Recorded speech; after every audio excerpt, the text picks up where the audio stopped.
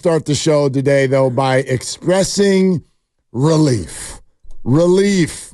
There's a lot to get to. We're going to get to all the different angles of it. We'd love to hear from you, react to the draft, but the 49ers chose now, and that is exactly what they should do. They also chose then. It's not like they didn't pick players. I understand that, but I am very, very thankful today that we circle back. And yes, this could be thrown in my face in an hour and a half if Bryant McFadden is on one on social media. Maybe Debo's a Steeler by 6 o'clock. But as we sit here right now today, the Niners remain loaded. They kick the can down the road. And that's exactly what I was hoping that they would do. And I like the way that they constructed their draft. And many people want to look at this pick and that pick and rip them for this and that. But I thought they did a nice job. They addressed the corner position, and they've got a guy who can play inside or outside. They got 2 receivers. They got 2 linemen. They got a safety who is a bit of a hybrid, according to Kyle and John, a guy who played a hybrid role in college. So I like the picks, Mark. I like what they did to address their needs, and maybe they didn't go in the order everybody wants, but that's not how drafts work. No, who cares? Right. Do you mean by position or even the players themselves? So you get to 31, and everyone says, oh, you need an offensive lineman, and you don't take one. You take a receiver, and everybody's up in arms because you already have 2 receivers, and you only start 2 receivers, so you wasted the pick. And then you get into the second round, and you don't address the offensive line again, and people are mad because that's a big need, and you end up getting 2 offensive linemen, both of whom have positional flexibility. You can play guard, you can play center, you can move them around a little bit. And that to me was what the theme of this draft was for the Niners. A lot of positional flexibility guys. What I learned about myself is that I am susceptible to advertising, and maybe all of us are, but I'm with you, but this is the way I do it. Like I got a text from a buddy. You know the thread, the old buddies. The buddies have been around since the Foster forever. City crew. The crew. Yeah. And one of them waited, and he waited till Saturday night, and he said, I'm pretty unimpressed with the Niners draft. And then another one jumped in and went, I agree. And I'm sitting here just chuckling to myself, and I have to do this as a sports talk radio host sometimes. When the sports texts start flying, I have to take a step back. Sometimes I'm like, I'm going to let one of my other guys take this one. I'm not going to be coming in hot, coming down the road of people who are texting, I don't like the draft, because you have no idea who any of these people are. Right. You've heard of none of them. We all look at the draft the exact same way. We leave to go do whatever we're going to do on Saturday, and then we come back at night, and we look at the little letters next to their names. Oh, they got a CB. They needed a CB. That's a good draft. All right, good. You have no idea who's going to make the team, who's going to overperform, who's going to underperform. And so finally I waited, and another buddy jumped in and said, why don't we revisit this conversation in 3 years? And I said, thank you. Yeah. And Mike is his name, and he likes to listen. So, Mike, if you're listening, thank you. Thank you for talking our other friends down off of I didn't like the draft. Yeah, they addressed all the things you need to address. They may not have addressed them well, but there's no way for us to know that yet. But I can see the concept of what they did, and I am susceptible to advertising because what I do is, unlike Larry Krueger, who's on YouTube for like he's already started on next year's draft, I wait until the players are picked, and then we do YouTube. Because I don't want to YouTube 250 people. Right. I'll do 9. 8? How about 9? Yeah. Right? So, and then people will be like, look at what this guy can do. And I'll be like, wow, that looks pretty good. But they all look pretty good. That's why they got drafted. So I look at this more from an umbrella concept. Forget, I think this guy's going to be good. What did the 49ers do? And I think that they largely chose now and then. Right. And they chose players who may not have to have a lot on their shoulders this year, in the hopes and the plan that they'll have to have a lot on their shoulders in 2025.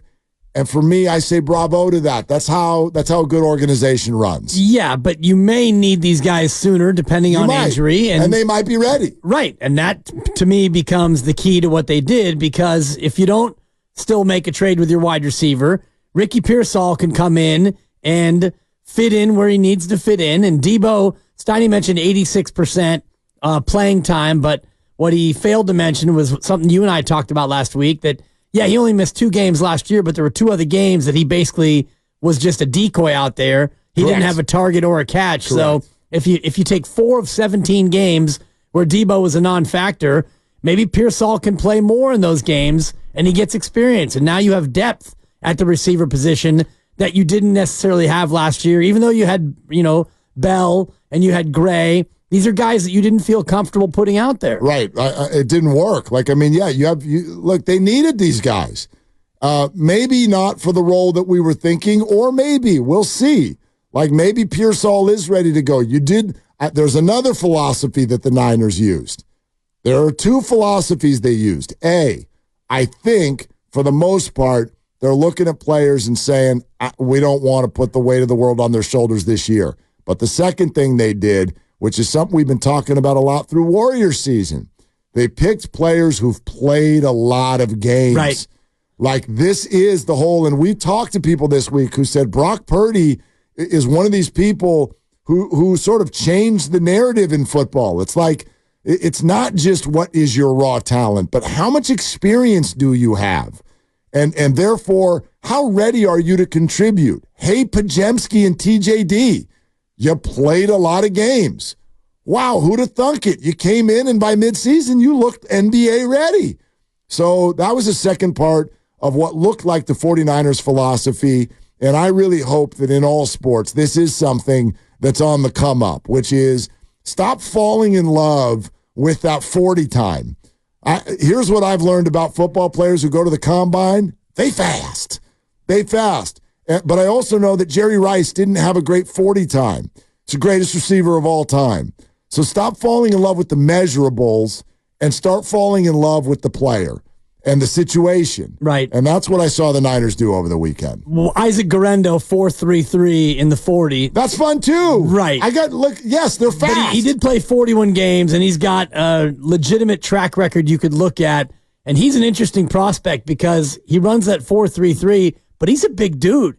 He's like a super fast bowling ball. Yeah, he is. So it's exciting. Can catch passes. Right. It's exciting to think what he might be able to be as the backup to Christian McCaffrey as a change of pace running back. And, Eli Mitchell, his time here might be short. I don't know if he's a guy who's on the move or what's going to happen. But now, and I heard Kyle talk about it. I know we're going to play some Shanahan sound throughout the day, but he's excited now to get a chance to see these guys on the practice field. And then you can start to make some real decisions from there. Yeah. I know you're also like one of the things you might be referring to is Latu, because they didn't do anything at the tight end position. Right. So he was asked at one point, does that mean Latu's the backup? And he's like, I'm thinking no. That's going to be it's going to be a no from us, dog. Mainly because he doesn't practice. He hasn't done a damn thing yet. So no, we don't hand stuff out. And by the way, keep that statement in mind. Like, I'm prey to this as well. We get way too emotional. We get way too attached. And I say that even though I've been over here on the keep Ayuk train and the keep Debo train. But we get way too emotional with the idea of, oh, you're going to offend him. Wait a minute. You're a football team and you drafted a receiver when you've already got receivers? Yes. Yes, we drafted a receiver when we've always already got receivers. Because you know what? Every human being in the world whose head is screwed on straight knows you need to show up to work tomorrow and earn it again. Earn it again. Like, I'm sorry. That's just how it works. And if you're not built for that and you don't have the stomach for that, I think that is an unbelievable weakness. And for us to think that Debo Samuel has the mentality to grab the ball and find frothing at the mouth safeties coming to get him, and the first thing he thinks is, I'm going to go through his chest. That person is going to crumble? Right. Because the Niners drafted someone who plays the same position? 2 guys, actually. I mean, Come on, man. He better be able to handle that. If he can't handle that, he done. And there's also Tariq Owens, Terrell's son, Indeed. undrafted free agent. He's on the team as well. So that receiver room full of new guys. And so maybe Debo is going to be so shaken that he's just not going to show up, Mark. He'll show up on the injured report with hurt feelings. The Owens thing is tough, by the way. You know, Brendan Rice got picked by the Chargers. Yep. And I've told you this story before. Like, Jerry has another son who was a receiver. You know what his name was? Jerry Rice Jr. And he has told the story of how difficult it was to arrive in an NFL camp when your name is Jerry Rice. People look at you like, so you're going to be, let me think, great, right? Right away. Right. Bronny James, same thing. Right. Yeah. It's a lot to live up to. So if I were Terrell Owens, I'd have named my kid Bob. Like this whole, Bob. like you just walk in here and, hi, my name's Tariq Owens. Oh, God. So you're going to catch 20 balls today, right? Right. Wow. And the other That's part a of it lot. is Dad looks like he could still play. So, right. I mean, and Terrell Owens is like 51 now or something. And still looks 35. exactly. Still looks so, 35. I mean, if Tariq can't make it, then maybe Daddy T.O. might come out and try to make the squad. I think everybody should go to